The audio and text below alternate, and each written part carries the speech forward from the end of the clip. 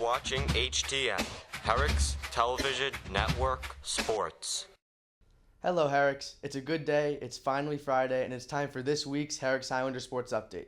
I'm Alex Brosky, and the winter season is finally starting to come to a close. To start, we're going to take a deep dive into the boys swim and dive team and their performance at the Nassau County Championships. The boys finished 4th overall in the meet and took home 3 gold medals. Caden Chang qualified for states in the 100 breaststroke. Andrew Simons finished 3rd in diving and qualified for the state meet. Matt Chang repeated last year's performance with gold medals in both the 50 and 100 freestyle. Both races set new school records. And the 200 freestyle relay with Matthew Simons, Tyler Ipp, Andrew Simons, and Matt Chang took 1st place in the county, setting a new school record. The state meet will be in Ithaca from March 6th to 8th.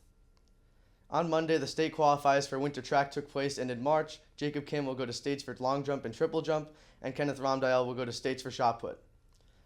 The competitive cheer team had their last competition of the season last Saturday in Great Neck. It wasn't their best performance, but it was their best since the second competition and first score over 50 since early last month. Overall, it was a pretty good season, even though it wasn't enough for counties. Over to fencing, the boys fencing team had a semifinal matchup against Syosset. Unfortunately, their season ended there. As for the girls, they had an exciting day against Jericho. The first round ended close, 5-4, but in the second round they fell behind 11-7. They came back in the third round, tying it up at 13, but in the final round they lost, ending their season. This was another successful season for both fencing teams, and while they will be losing some talent, I can see both teams doing very well next year. Moving on to the basketball teams, as I mentioned last week, the boys had a game against Westbury on Saturday, and it was a close win the last time they played back in January. This time around, the Highlanders couldn't pull off another win against the Dragons and took a 63-58 loss at Westbury. The boys just missed out on the playoffs, so they played their last game of the season on Tuesday against Plainview, and it was a nice ending to the season. They won 76-60. This wasn't the best season for the Highlanders, but as long as somebody can step up next year, this team can definitely improve and contend. The girls also wrapped up their regular season in the past week. They played Massapequa on the road on Saturday and took a 56-42 loss. A few days later on Monday, they went to Freeport and lost 63-39.